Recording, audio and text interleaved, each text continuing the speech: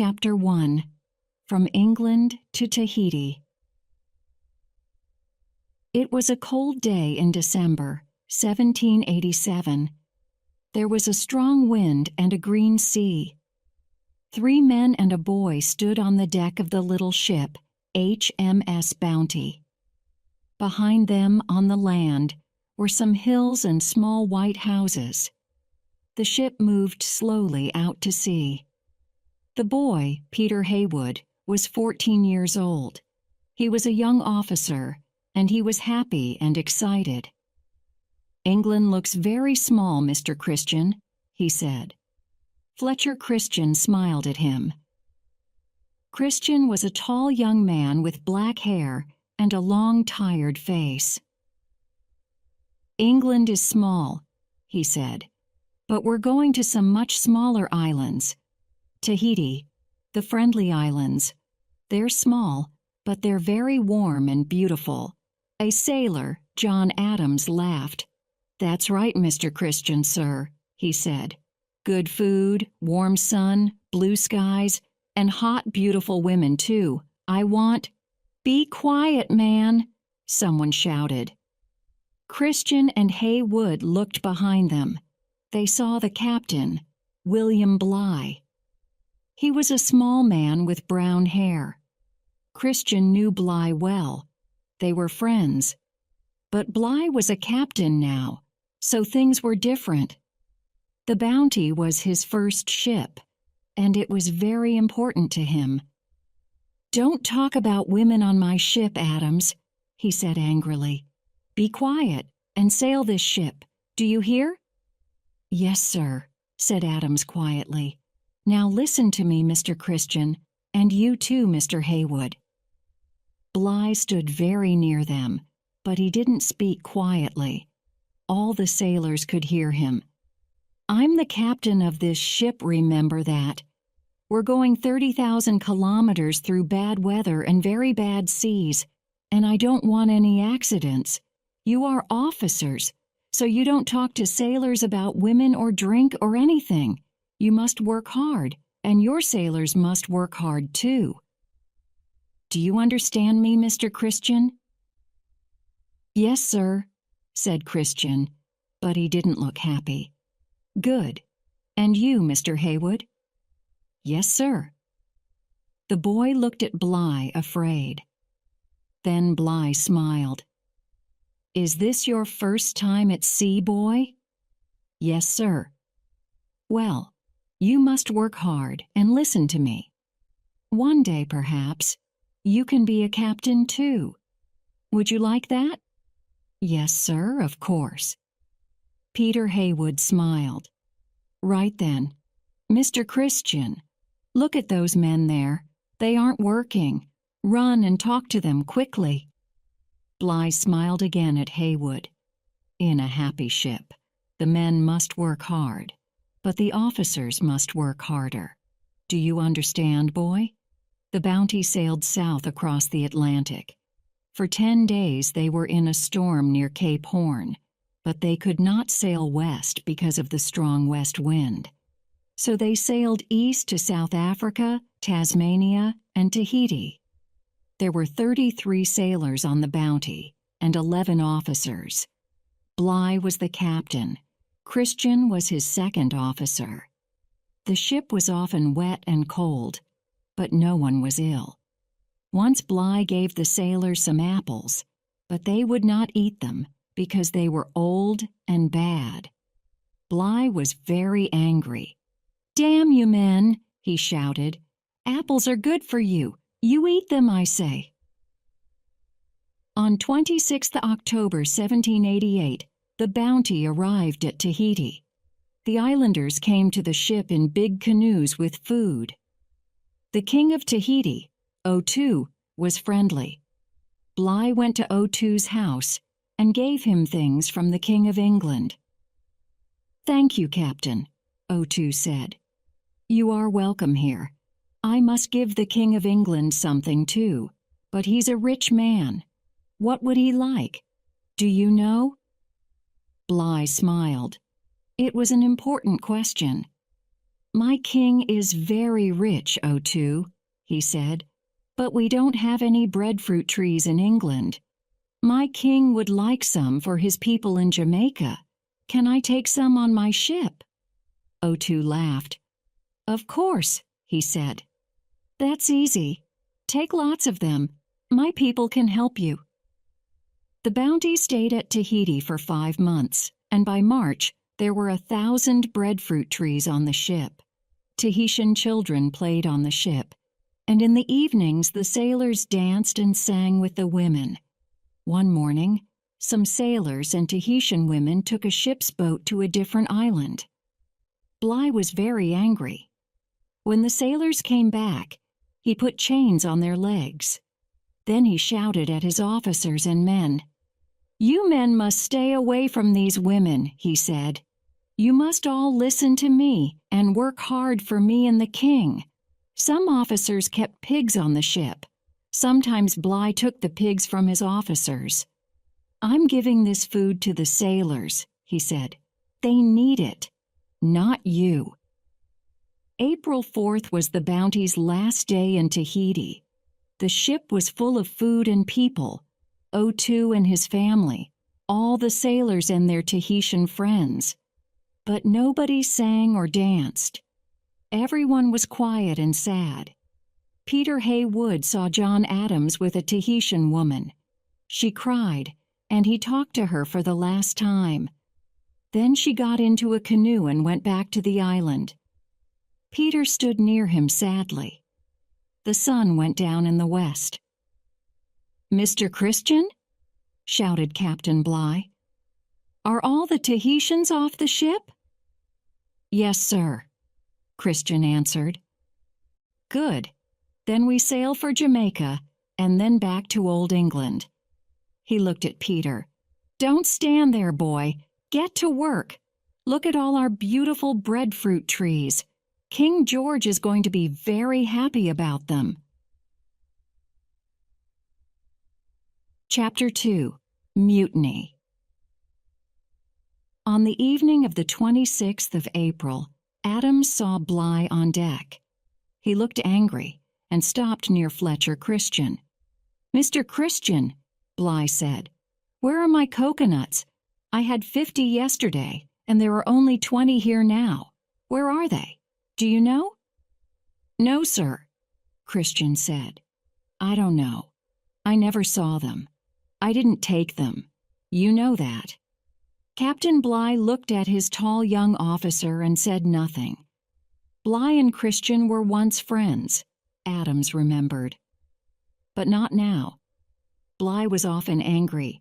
Christian was always worried, afraid. Bligh said, "Mr. Christian, you took my coconuts." "I know you did. You're my second officer, but all you officers take my things. God damn you all." At 4 o'clock that morning, Adams saw Christian again. It was a quiet night, and the ship moved slowly through the water. Christian had a piece of wood with him and a bag. His face was white in the moonlight. A young officer, George Stewart, talked to Christian. "What are you doing, Mr. Christian?" Stewart asked. "I'm in hell," Christian said. "Bligh doesn't like me or any of his officers. I must leave the ship." "Leave? What are you talking about? How?" "I have some food in this bag and wood, and I can swim," Christian said. "We're not far from the island of Tafua. Perhaps I can swim there." "Swim to Tafua? Of course you can't, man. Do you want to die?" "It doesn't matter. I can't stay here with that man. I'm in hell, I tell you. Every day he shouts at me, and it takes a year to sail to England. I must leave the ship." "I understand," Stewart said. "Many of us are afraid of Bligh. We don't like him. But you must stay. You're our best officer. Listen to me now." Bligh was in bed when the door opened. Christian came in with 3 sailors. It was still dark. Bligh opened his eyes. In the moonlight, he saw the gun in Christian's hand. "What?" Bligh sat up. "Get out, damn you! This is my—" "Hold him," Christian said. The sailors put Bligh's arms behind his back, and Christian tied them with a rope. "Now, sir, come with us." They took Bligh out of his bed and up onto the deck. He wore a shirt, but no trousers or shoes. There were 10 or 12 men there with guns and small swords. Christian held Bligh's hands with the rope, and Adam stood behind Bligh with a gun. "What are you doing?" Bligh said angrily. "Let me go at once. Be quiet," Adam said. "Listen to Mr. Christian." "But I'm the captain." "Not now. This is our ship now," Christian said. "Adams, put the launch in the water." The launch was a small boat, 7 meters long. Adams put it in the water next to the ship. "Right," Christian said. "Thank you, Adams. You stay with me." Christian looked at some other sailors. He didn't like them. "You men," he said, "get into that boat. Quickly now." "No," Bligh shouted. "All of you stay on this ship. Help me now." He began to run, but Christian held the rope, and Adams held a knife to his neck. "Do that again, Captain Bligh, and you're a dead man," he said quietly. At the front of the ship, Peter Haywood came up on deck. "What's happening?" he asked. He was afraid. "Be quiet, Peter," Christian said. "You stay there. Get into the launch, you men," he shouted. "I told you." Slowly, 18 sailors got into the launch. Then Christian took Bligh to the side of the ship. "Now you, Captain," he said. "Over the side." 2 men carried Bligh over the side of the ship. Then the sailors threw some bread into the launch, with a barrel of water, a little meat, bottles of rum and wine, some rope and sails, and some of the captain's books. "You see, we aren't going to kill you," Christian said. "You can live on that for a week or 2. "But why are you doing this, Christian?" Bligh shouted angrily. "I'm your captain and your friend." "No, you're not. Not now," Christian said. "Don't you understand? I'm in hell with you here on this ship." "You're going to be in hell all your life now, Christian, because of this," Bligh said. Bligh sat in the launch with 18 men. Christian and the sailors watched him from the back of the ship. Then they opened a bottle of rum and laughed. "England is that way, Captain Bligh," one of the sailors said.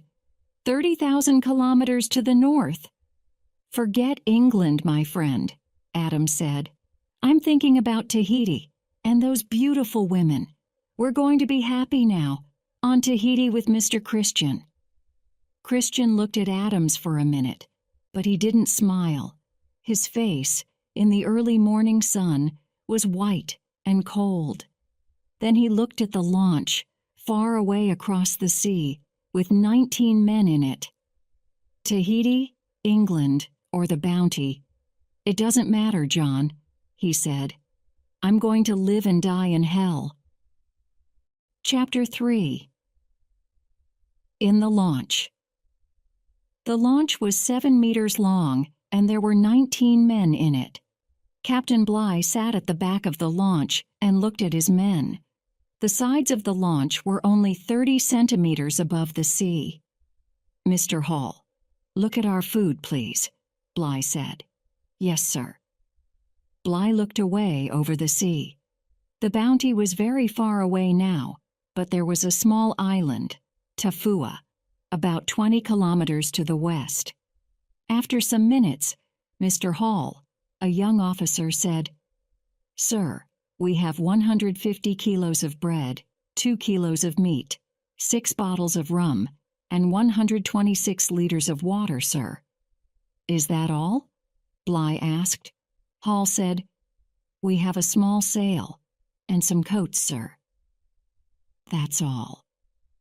"Thank you, Mr. Hall," Bligh said. "It's not much, but we're going to Tafua, so perhaps we can find some more food and water there." Bligh was afraid, but he didn't want them to see that. The men were quiet. They didn't look angry. Next day they landed at Tafua. They found breadfruit, bananas, and coconuts, but no water. A lot of islanders came down to the sea. "Where is your ship?" they asked. "It sank," Bligh said. "All our friends are dead. We need food and water." The islanders laughed. It was not a friendly laugh. They talked quietly. More men came. Soon there were nearly 100. They began to pick up stones. "Get back into the boat," Bligh said. "Quickly, now." But the islanders killed one man with stones. When the launch went out to sea, the islanders came after it in their canoes. They threw stones at the sailors. "Throw the coats into the sea," Bligh said. "Quick!" The islanders stopped and picked the coats out of the sea. Then the canoes went back to Tafua. "We can't land on any islands then," Bligh said. "Not without a big ship and guns." He looked at his men. They were quiet and afraid. "We must be very careful with our food," he said. "Every man can have a small piece of bread and coconut today, and a cup of water. That's all. When it's cold, we can have some rum. But don't worry. Remember, I'm your captain. Listen to me, and we can stay alive." "Yes, sir."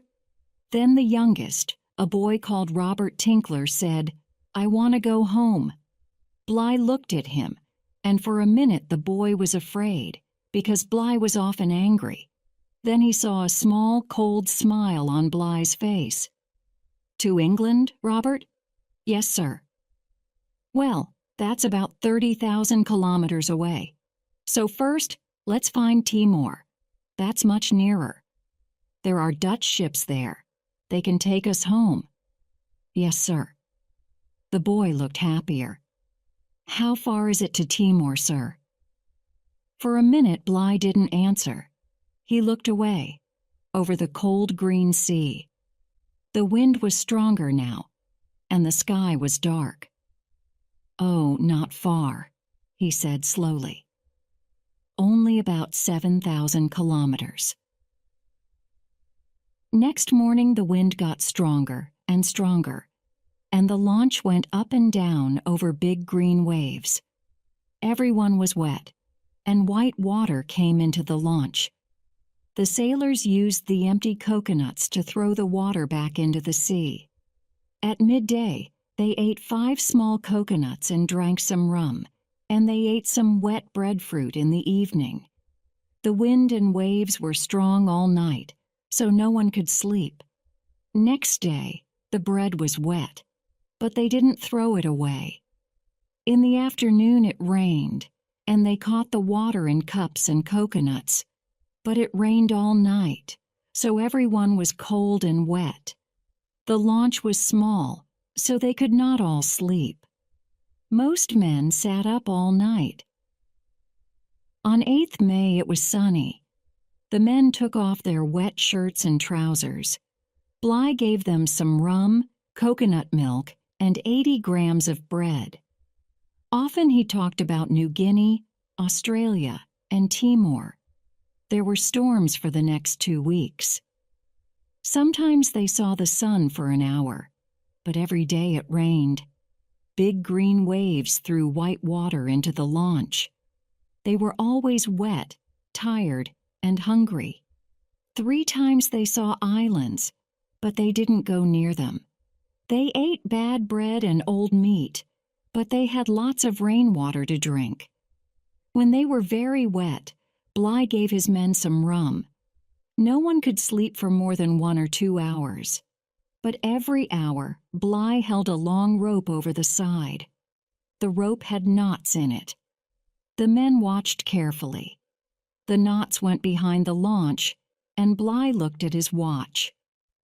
"We're going quickly today," Bligh told them, and wrote in a little book. "We're going about 160 kilometers every day," he told his men, "but we can't always sail west because of the wind. So I'm sorry, but today we can only have 40 grams of bread." "Bad bread, too," said one man Purcell. Yes, but it keeps us alive, Bligh answered angrily. Then he laughed. Look up there, he said. There was a bird on the front of the launch. Its small yellow eye looked at them. Carefully, two sailors opened their hands, very slowly. The bird didn't move. One man put his hand on it. The bird moved away. But at the same time, his friend caught the bird's feet and killed it. The sailors laughed and shouted. It was only a very small black and white bird, but it was food. Good food. I caught it, the first sailor said. No, you didn't, the other man said. I did. Be quiet, Bligh said. Give it to me. He cut the bird with his knife and caught its red blood in a cup. The men drank the blood. Then Bligh cut the bird into 18 pieces and put them in front of him. Right, he said. Friar, sit here, with your back to the bird. Now, I have one piece of the bird in my hand. He held up a piece of its leg. Tell me, Friar, who shall have this? Ledward, Friar said. All right. Bligh gave the piece to Ledward and picked up a second piece. And who shall have this? Hall. All right. No one was angry because Friar couldn't see the pieces. Everyone watched. Bligh picked up the bird's head and feet. Who shall have this? He asked. Bligh, Friar answered. Everyone laughed, and Bligh looked at the head and feet sadly. Oh well, he said. I know it's good for me. Slowly, he began to eat them. That evening, they caught a bigger bird and ate that too. Next day, they caught one more. Everyone was happy. Why are all these birds here? The boy Robert asked. Bligh smiled. Because we are near land, he said. On 28th May, at midnight, they saw white water in front of them. The barrier reef, Bligh said. A line of rocks under water. We must be careful. Ships often sink here. Take down the sail and move slowly. We must find a way through.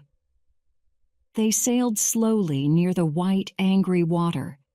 Then, after 4 hours, they found a way through. Behind the barrier reef, the sea was blue and quiet. They sailed quietly to a small island. They could sleep on the island and walk about. They began to look stronger. But they were 2,000 kilometers from Timor, so they could not stay long. After 6 days, they went to sea again, west towards Timor. The sun was very hot, and 2 men were ill. Bligh gave them some rum and the blood of birds.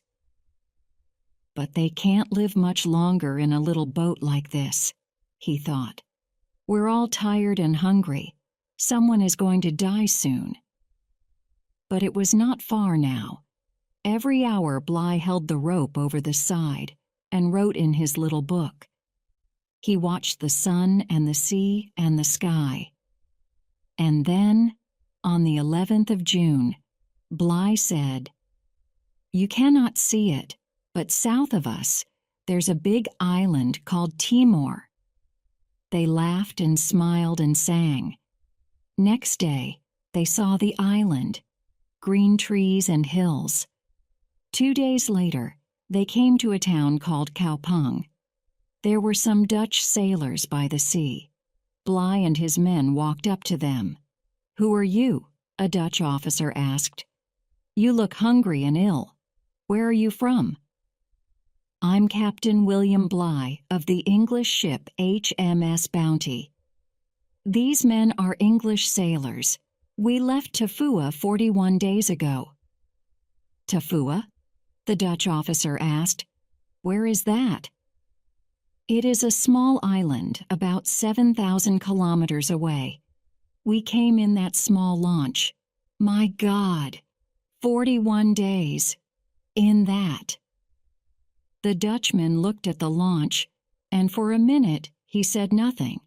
Then he asked, "Did many of you die?" Bligh smiled. "Oh no, only one, and the islanders on Tafua killed him. 17 men left Tafua with me, and 17 men are here now. Alive." Chapter 4. The Pandora. On 14th March, 1790, Bligh and his men arrived in England. When he told the story of the mutiny, English people were very angry. They sent Captain Edwards in the Pandora to Tahiti. On 23rd March 1791, the Pandora arrived in Tahiti. Captain Edwards and his men looked carefully at the island. They could see a lot of trees and small houses, but no English ship. Then a small canoe came out to the Pandora. The 3 men in the canoe shouted and smiled. "I think they're Englishmen, sir," a sailor said. "All right," Captain Edwards said. "They can come on the ship. Perhaps they can tell us something." The 3 men were brown and strong, but they wore English sailors' hats and trousers. One of them, a boy, about 18 years old, smiled at Edwards. "Good morning, sir. My name is Peter Haywood. I'm a young officer from the Bounty. This is Mr. Stewart and Joseph Coleman, a sailor." "Yes, I see," said Edwards. "3 of you? Where are your friends? Where is Mr. Christian and the Bounty?" Haywood looked worried. "Mr. Christian? He sailed away in the Bounty, sir, a year ago, I think. But we didn't go with them. We waited. For you. We aren't afraid." "I see," Edwards said. He looked at them carefully. "All right, then. Tell me your story. What happened after Christian put Captain Bligh in the launch?" "Well, sir," Haywood said, "we threw the breadfruit trees into the sea and sailed here to Tahiti. O2, the king of Tahiti, was good to us, and a lot of men wanted to stay here. But Mr. Christian was afraid. 'We can't stay here,' he said, 'because a ship is going to come from England.' So O2 gave us a lot of pigs and goats and food, and we sailed to a different island, Tubuai. Some islanders from Tahiti came with us, 8 men, 9 women, and 7 boys. But the people of Tubuai didn't like us, and some of us didn't like Mr. Christian. So Mr. Christian sailed the Bounty back to Tahiti and left 16 of us here." "And then?" Captain Edwards was excited. "What did Mr. Christian do?" he asked. "He sailed away in the Bounty, sir. I see. And how many men went with him?" 9 sailors, I think, sir, but they took 7 Tahitian men and 12 women, too." "I see," Edwards said. He looked at them angrily. 16 men stayed on Tahiti and 3 of you are here. So where are the other 13? Are they waiting for me too on the island?" Well, yes, sir. I mean..." Peter Haywood stopped. He was worried and afraid. "They were here, but they aren't here now," said George Stewart quickly. He put his hand on Peter Haywood's arm. "They sailed away too." "Oh, did they?" Captain Edwards asked. "When?" Haywood and Stewart both spoke at once. 4 days. 2 weeks. "Ago, sir," they said. Then they stopped. Edwards watched them. "I see," he said slowly. "First you are in a mutiny, and now you tell me things that are not true. Sailor." "Yes, sir," one of the Pandora's sailors answered.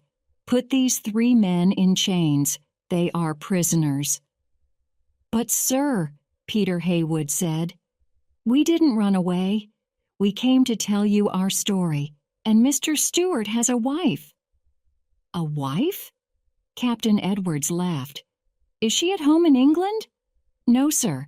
"Here," Mr. Stewart answered. "She's a Tahitian woman. Her name is Peggy, Mrs. Peggy Stewart, and we have a daughter." Edwards laughed again. "A Tahitian woman. I'm sorry for her. But don't worry.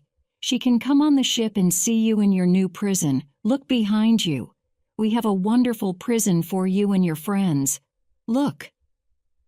The three sailors looked behind them. On the deck of the Pandora was a wooden box, about 2 meters high and 4 meters long. It had a small door but no windows. The Pandora's sailors put the prisoners in the box, with chains on their arms and legs. Captain Edwards laughed. "There! Are you happy now? You can stay there, all the way to England." "But my wife, my little daughter," Stewart said. The door closed in his face. "We didn't put Bligh in the launch. Christian did. We came to tell you everything." Edwards laughed, and Peter Heywood said nothing. Captain Edwards caught 11 more men and put them in the Pandora's box, too. Their Tahitian wives and children came onto the Pandora and cried, but Captain Edwards didn't open the door. For 3 months, the Pandora sailed to different islands, and the prisoners stayed in the box. But Edwards couldn't find Christian or the bounty, and so he began to sail home. Near Australia, the Pandora hit the Barrier Reef. Water came into the ship, and the sailors couldn't stop it. After 12 hours, Captain Edwards said, "We must leave the ship. Get into the boats, men." The prisoners could hear the noise outside, and water came in through the door. Captain Edwards took 3 prisoners out, but then he closed the door. "What about us?" Peter Heywood shouted. "Please, Captain, open the door. Why are you leaving us in here?" "Be quiet, boy," said Captain Edwards. "We're working hard now. The ship is sinking." "But we're going to die. We can't move," George Stewart shouted. "Open the door." But Edwards closed the door, and no one helped them. Outside, the first sailors got into the boats and rowed away. Inside the box, the prisoners hit the walls and shouted, but they couldn't move because of the chains. After an hour, a sailor opened the door and helped them out of their chains. But there was very little time.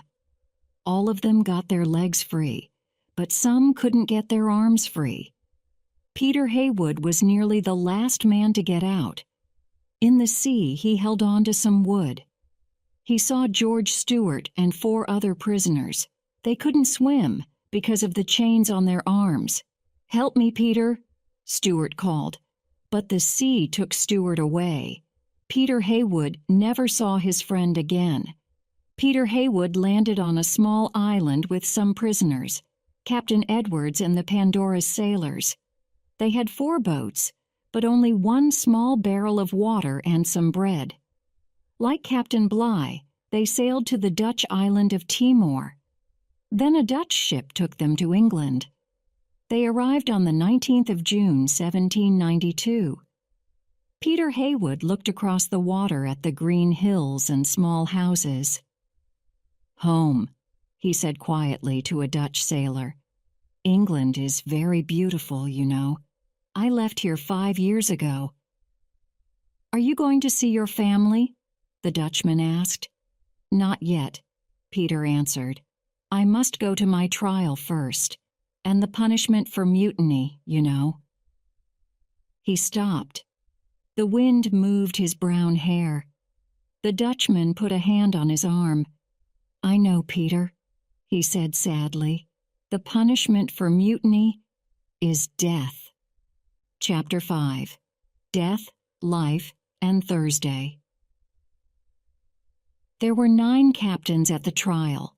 Peter Heywood stood in front of them and talked about the night of the mutiny.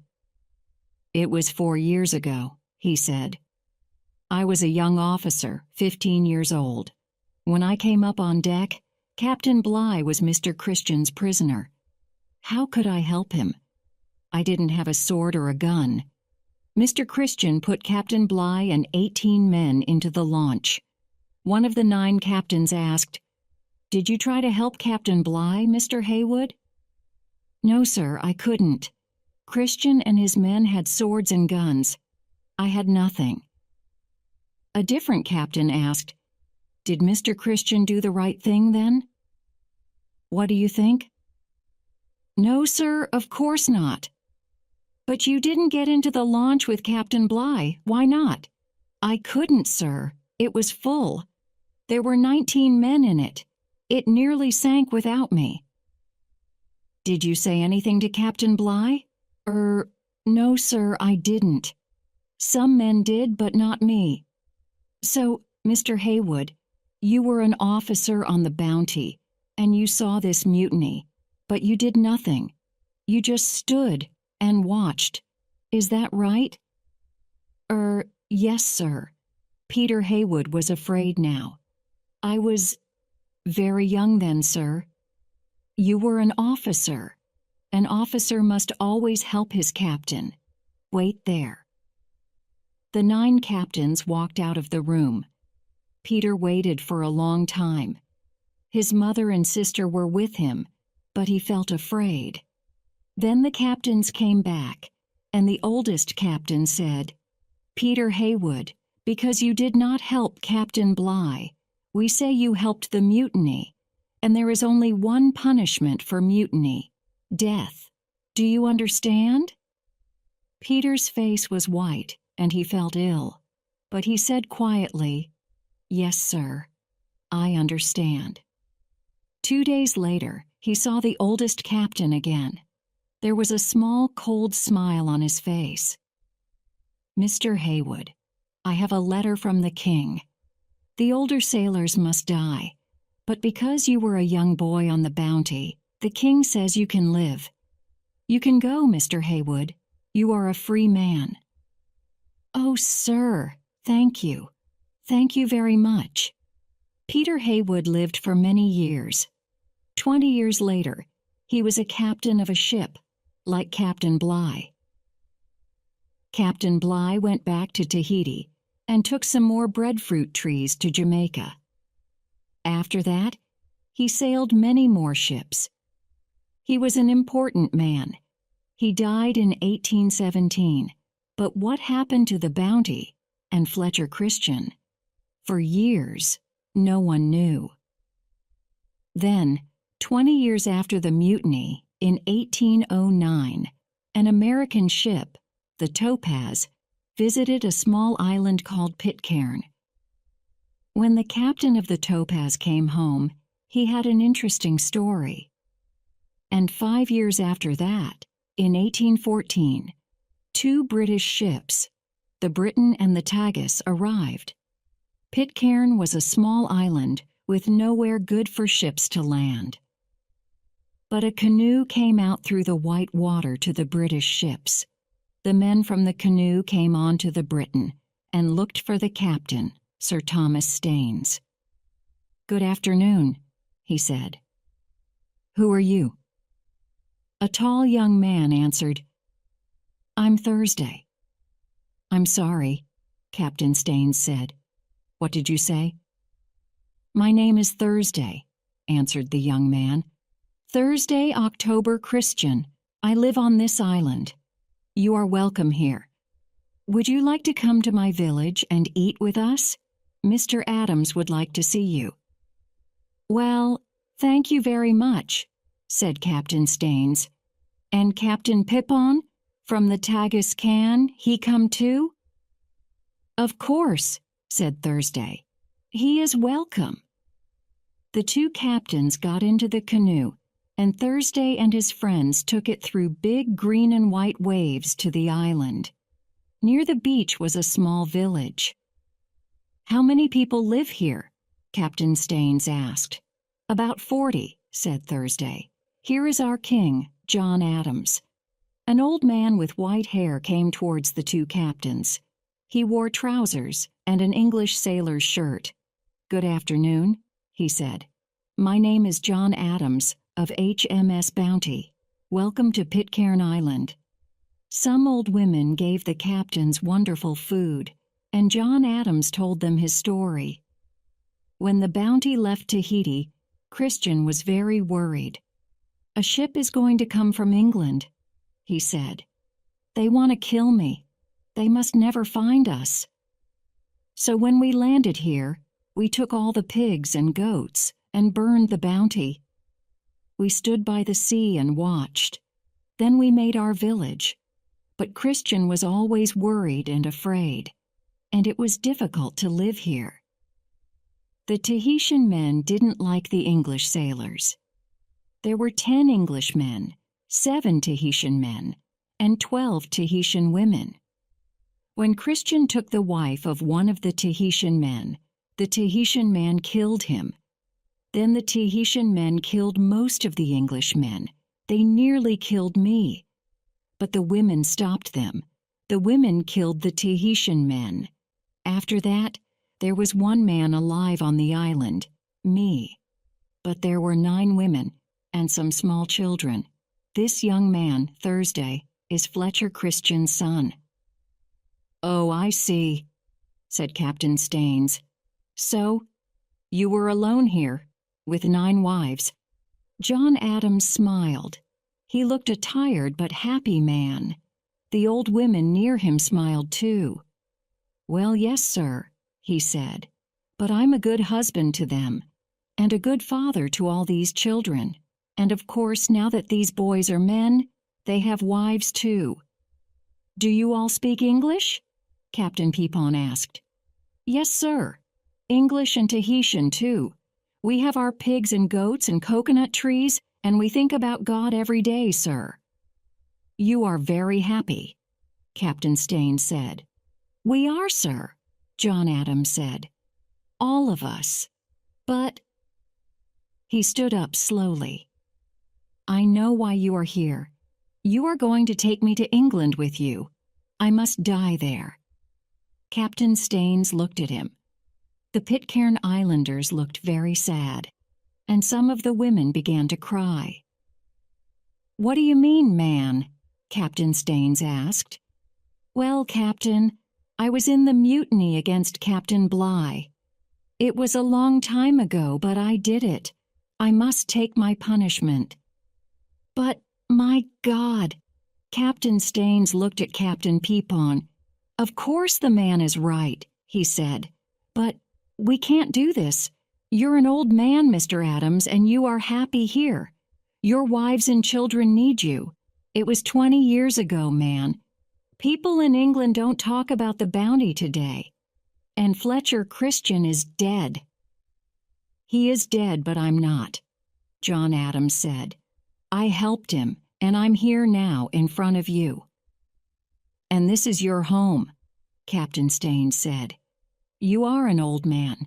You must die here, not in England. Sit down, Mr. Adams. Let's finish this wonderful food." "All right, Captain," John Adams said. "And thank you." He sat down, and the Pitcairn Islanders smiled.